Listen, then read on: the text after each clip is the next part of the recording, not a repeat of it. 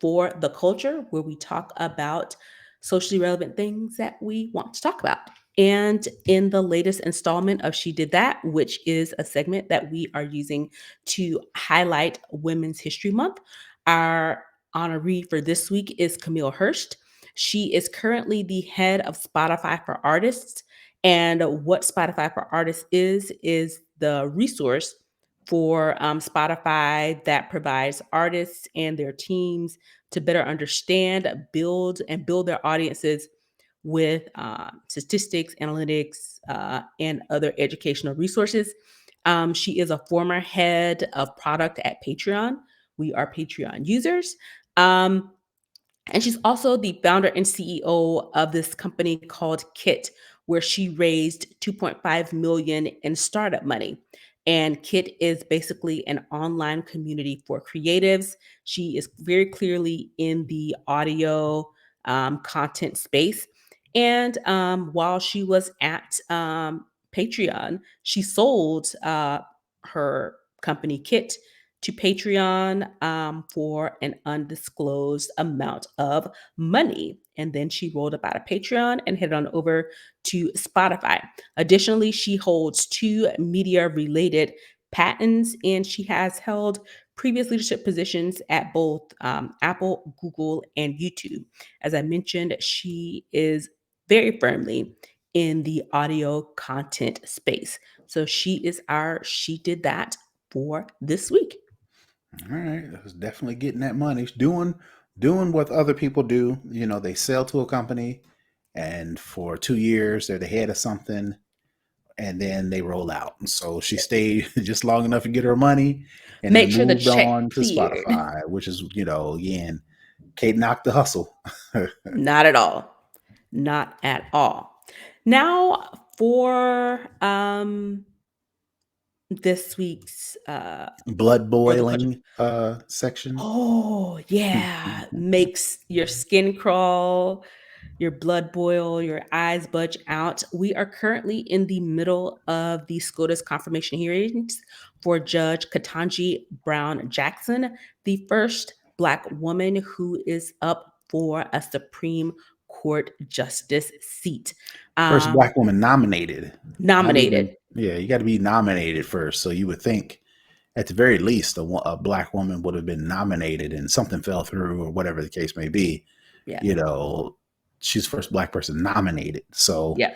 we got to get through this nomination, Right. which And the is, other two Black people who have gone through this nomination process and actually sat on the bench, Thurgood Marshall and the current Clarence Thomas. So I bring all of this up to say the hearings kicked off on Monday. Today is Wednesday, so we are in day 3.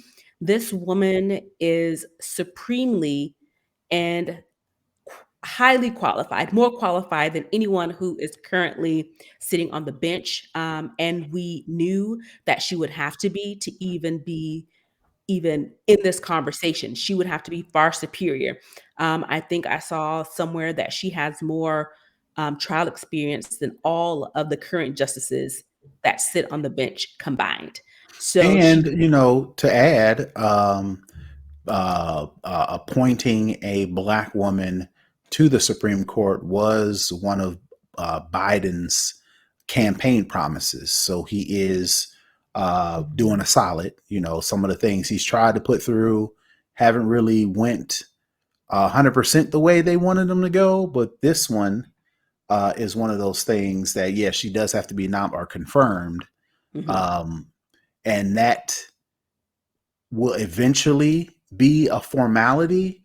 But until then, we got ridiculousness happening. Abound. The only thing I've watched of these hearings, I watched her opening statement. I watched her friend introduce her. Everything else I've had to completely tune out because again, it is skin curdling. It's makes you want to pull out all of your hair. The audacity of all of these people who are supremely underqualified, who are below mediocre, who are actually challenging her trying to have their gotcha moment with her, who are trying to compare themselves to being civil, unlike the Democratic side of the aisle when they were trying to confirm Brett, I like beer, Kavanaugh. Kavanaugh. Yeah. She would not be able to do an a hangnail of the way that man went through in his confirmation. The questions that they are asking her, they were off limits for Amy Barrett Coney. When she was being confirmed, there were specific things around her religion that they were told that they could not ask. And one of the first questions that Judge Jackson was asked is, "What's your religion?" And on a Basically, scale how of one often to you, 10, how on a one to faithful are 10, you? how Yeah. faithful are you? What church do you go to? Can you judge a Catholic? And I bring all this up to say, yes, the questions are maddening. Yes, the whole process is just absurd. But for me, particularly as a Black woman, having to see this woman having to sit there and maintain her poise and maintain her grace while she's being badgered relentlessly by these white nationalist, racist white men and women, she has to maintain a saint like amount of composure, because any show of emotion, any show of negativity or voice raise or any type of quote unquote aggressive behavior, they would just it wouldn't run it be it in the wouldn't ground. be equal. It wouldn't be the equal in the amount of judgment and amount of criticism because of her reactions, which, you could make an argument that they were trying to get her out of her element, which again, it because we are a little bit closer as far as culturally, as far as racially to this nomination as we were to other ones, we feel it a little bit more personal. Mhm. But even when the Democrats were questioning Amy Cohen Barrett, and Kavanaugh, the same kind of tactics were being used to get them out of their element, to get them to slip up, for them to reveal the whole point of a nomination, in my opinion, is to get these judges or these appointees or these nominees, rather, for them to get a sense of how they're going to rule Their in temperament. whatever cases that come to the Supreme Court. So they ask these questions to kind of get a precursor into how they're going to, what side of the aisle what side they're going to stand when it comes to these different things. So that, to me, is not out of the ordinary for Judge Ketanji Brown Jackson. What I've reduced this to specifically for her, that is different than some of the other nominees, is the fact that clearly the people, the politicians asking these questions, don't really care about what they're asking specifically as it relates to her being a judge, or specifically how it relates to her being a Supreme Court judge, a current judge where she is now, and then a Supreme Court judge. They're asking questions because the line of questioning that they're asking is really just them performing for their base, Yep. which is why all of these questions about critical race theory are coming up with her nomination. Her being a judge, these lower courts and all these current things that she's currently holding, and her being a judge for the Supreme Court really has nothing to do with her stance on critical race theory. Right. But they are bringing this up because that is the buzzword of this political season, of the It's replaced political. socialism. It was Right. So what they're socialism. Now doing it's is CRT. they are letting their base know, the people who are asking her, grilling her during these hearings, confirmation hearings, all they're doing is reaching out in so many ways, reaching out to this base and saying, hey, this is what's important to you.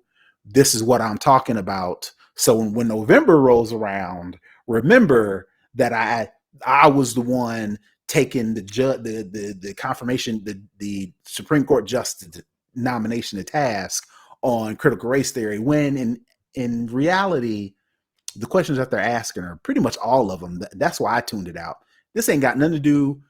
No questions have anything to do remotely with her, how she's going to vote on any of these things that may come up: abortion, women's rights, whatever the case may be. They're just showboating. So it's like, yeah, I don't care. Yeah, and honestly, they don't care about her response either. And I think Senator Durbin said, a bunch of y'all are just on here for political theater. You want to get your Cool points. buzzwords in, and you want to have that video so when it is election time, you can roll that footage out and say, see, this is what I did. Mm-hmm. Because like you said, none of the questions that they're asking her don't relate to anything on how she's going to rule or Right. be as a Like the justice. question, going back to what you were saying, I think Lindsey Graham, I think, asked her, or I would assume it's him because he's been the most outlandish. Him and The Ted question Cruz of what's and your Hawley. faith, and on a scale of 1 to 10, how devoted are you to? What does that got to do with anything when the whole purpose of the American democracy is to separate church and state? So Right. why even ask that question? Even if Right. she said, I'm a devil worshiper and my scale of 1 to 10, I'm like a 12. If she can look at the facts of a case and make a judgment based on those facts, based on precedent, based on all the things that they use traditionally, historically, to make a statement, who cares what she is? She's like, yeah, Yeah. I love, goats.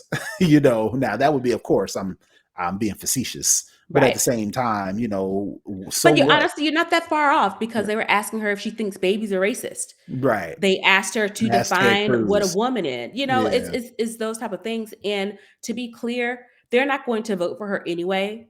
Again, they're just grandstanding, and their base to they want to be able to say, see, I stood up for you. I stood up to her. We're not going to let that go through. And honestly, I think it's going to come down to the first Black female South Asian vice president being the tiebreak for this, because it's going to go straight down, the which which party is an lines. which is another form of um, hypocrisy, because she, prior to the Supreme Court nomination, she was approved and voted Less than a year on ago. and voted for by a lot of These same conservatives. people. Yeah. Yeah, so for them to turn around and kind of go back on that, it's like par for the course. You know It's what like, it is. I'm not going to, as blood boiling as some of those questions were, and like you mentioned, I think what is equally as important is the fact that she has to sit through this with a smile on her face, and she can't outburst, she can't cry like your boy Brett Kavanaugh. She I can't. love beer. Right. If she does that, then that she's not She's an going to get the emotional same woman. She's amount not. of grace. She's not fit to serve because she can't keep her emotions Yeah, in yeah, check. yeah. It's a That different crap. scale, Yeah. So the fact that she has to sit through that, because I would have been a little bit petty. I'd have been like, "This is a form. Since this is a formality, and I'm pretty much going to get in. I'm about to take these shots, right? Okay, ain't Right. nothing you can do about it. So, but again, that's why I'm not a Supreme Court nomination.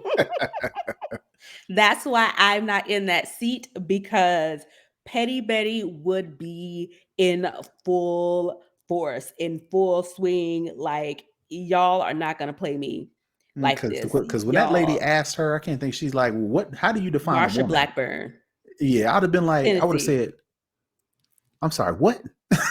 That would have been my response. What?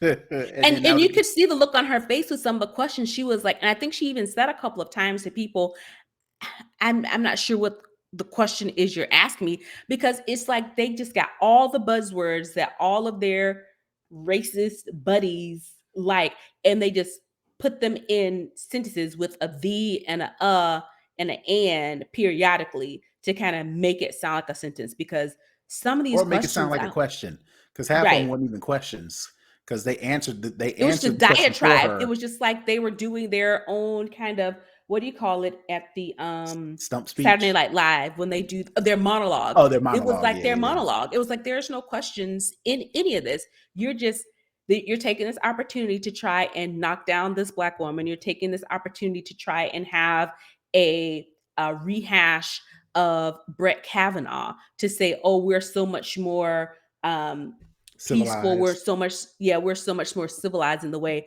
the Democrats treated Brett Kavanaugh. But Brett Kavanaugh was accused credibly of raping someone. So, yeah, you have a reason to We're do gonna go a that. little bit harder on that. Right, because that is valid. And all of his debt was paid before he was confirmed. So, There's a lot he bought their surrounding seat. his Yeah, nomination, so yeah, yeah, it's a his lot of scrutiny was a little shady. bit more scrutinized. Right, exactly. And it's one of those things where it's just, I think this today, she was asked a question by Mr. Fist Pump to the white nationalist seditionist, Hawley. And she was like, I've answered this question from multiple senators multiple times, and I stand by my previous response to say, I said what I said. Mhm. And that's it. Right, That's all I got. There's no other way I can possibly say this any other way to your satisfaction, because there's nothing that I could say right, that will right. Nothing's satisfy I'm you gonna at this say. point. So yeah, Yeah. Yeah. So I just hate that this supremely gifted and talented woman has to sit through this exercise, yeah, and we but all it's know par what for it the is. course. You know, Yeah. she knew it was coming. She prepared, and looks like so far so good. So she just got to sit there, grin and bear it, like women normally do, Yep. and move on because this too shall pass. Yep. And every black woman knows every tilt down glance that she gave at them. And every black woman specifically knows what it's like to sit in these rooms and in these spaces and experience these types of questions, looks, and attitudes towards them, regardless of how gifted and talented you are. It's unfortunately one of the crosses that we have to bear in our pursuit and strive and forward momentum into being the great women that we are. So that's pretty much where we are. Hopefully, by the end of the week, we will be able to proudly welcome and honor our first Black female Supreme Court It's justice. time, so ain't too much. Like I said, that's why I'm not worried. I don't think too much is going to derail this. So, and it's time, so it's coming.